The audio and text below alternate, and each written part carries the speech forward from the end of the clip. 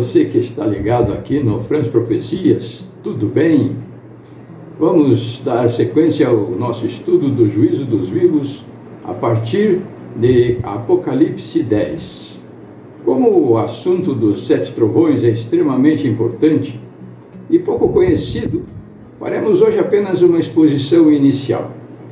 Já vimos que a conclusão do livro de Daniel, no versículo 4, separa os 3 primeiros versos do restante do capítulo. Os primeiros 3 versos de Daniel 12 são específicos para os judeus em Israel, conforme Daniel 10, versículo 14. Agora vim para fazer-te entender o que há de suceder ao teu povo nos últimos dias, porque a visão se refere a dias ainda distantes, aos nossos dias. O restante do capítulo Daniel 12, 5 a 13, relaciona-se também e principalmente com o juízo das nações, após a colheita dos primeiros frutos em Israel. Nesse sentido, a recomendação especial que foi dada ao profeta Daniel para fechar o seu livro no verso 4 casa-se perfeitamente com a abertura do livrinho de Apocalipse 10, verso 2, indicando ser este o caminho para o desvendamento dos tempos de ocorrência daquelas maravilhas, como a ressurreição parcial dos mortos e a glorificação dos justos vivos, focado nos 3 primeiros versos de Daniel 12. É neste contexto e para essa finalidade que foram escritos os últimos 9 versos de Daniel 12, os quais tratam-se de um epílogo. Esta palavra significa um discurso falado depois de uma conclusão de um drama visando o seu desvendamento. No caso presente, o epílogo servirá para dar entendimento ao encerramento do drama do pecado. E deste ponto de vista, o epílogo representa uma chave de interpretação para Apocalipse 10, onde o nosso desafio será identificar as vozes dos 7 trovões, relacionadas com o tempo da colheita final da terra. As vozes destes 7 trovões não foram até hoje reveladas, e o meio mais produtivo para decifrá-las será continuar comparando esses 2 capítulos complementares, examinando as demais relações entre os mesmos, para obtermos a resposta.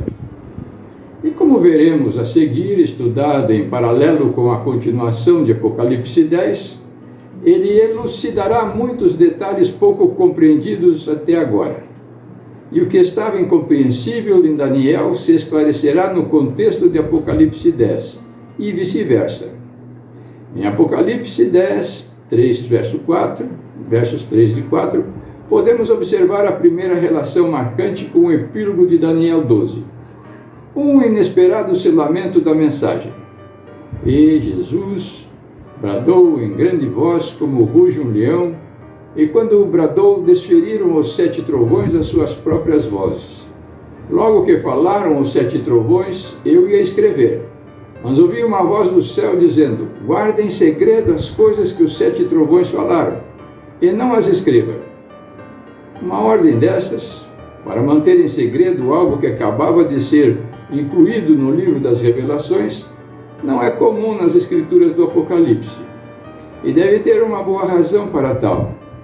Isto deve-se ao fato da compreensão dos 7 trovões ser destinada para os derradeiros cristãos, não sendo, portanto, oportuna para pessoas de outros tempos. É muito fácil perceber uma íntima relação do epílogo com os 7 trovões. Basta compararmos a passagem de Apocalipse 10, 5, 6 com Daniel 12, 5, 7. Comecemos com Apocalipse 10, 5, 6. Então, o anjo que vi em pé sobre o mar e sobre a terra, o que indica uma ação global, levantou a mão direita para o céu e jurou por aquele que vive pelos séculos dos séculos, o mesmo que criou o céu, a terra, o mar e tudo quanto neles existe. Já não haverá demora. Este juramento de Jesus, ligado gramaticalmente com os trovões pela palavra então, relaciona o segredo dos 7 trovões com o tempo de sua segunda vinda. Já não haverá demora. Observemos agora como os 3 primeiros versos do epílogo de Daniel 12 se alinham perfeitamente com esse juramento de Jesus, que relaciona os 7 trovões com uma mensagem de tempo.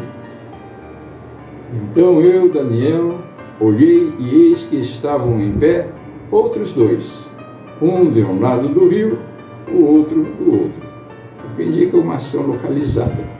Um deles disse ao homem vestido de linho que estava sobre as águas do rio: quando se cumprirão estas maravilhas? Ressurreição especial e a glorificação dos justos vivos, citados nos 3 primeiros versos de Daniel 12. Ouvi o homem vestido de linho, que é Jesus, conforme Daniel 10, 5 e 6, que estava sobre as águas do rio, quando levantou a mão direita e a esquerda ao céu e jurou, por aquele que vive eternamente, que isso seria depois de um tempo, 2 tempos e metade de um tempo. E quando acabar a destruição do poder do povo santo, estas coisas todas se cumprirão. Daniel 12, versos 5 ao 7. Vemos que até o cenário desses 2 juramentos, guardadas as proporções, são semelhantes. Eles estão sincronizados um com o outro, conforme sugere a leitura desses 2 capítulos. O termo "já não haverá demora" em Apocalipse 10 deverá corresponder a um período de tempo a ser transcorrido após a primeira queda do papado, depois de um tempo, 2 tempos e metade de um tempo, já citado em Daniel 7, 25. E bem mais especificamente após o início da segunda supremacia papal, quando a cura da ferida mortal do papado, profetizada em Apocalipse 13, 3, tiver se concretizado e ele passar a impedir a obra do povo de Deus. Por isso, Apocalipse 10 deve começar quando a união da Igreja com o Estado na América do Norte, exigindo adoração a Deus no primeiro dia da semana, por força de lei. Isto porque será nesta ocasião que o poder do povo santo, recuperado após a queda do papado em 1698, lhe será retirado ou destruído novamente, a semelhança do que ocorreu na Idade Média. Não sabemos ainda a duração desse período de tempo, obviamente relacionado com os 7 trovões. Apenas sabemos que será curto, devido às palavras de Jesus: já não haverá demora.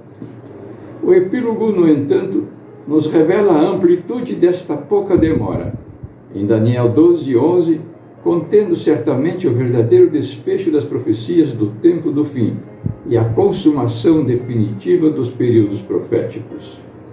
Depois do tempo em que o sacrifício diário for tirado e posta a abominação desoladora, haverá ainda 1290 dias.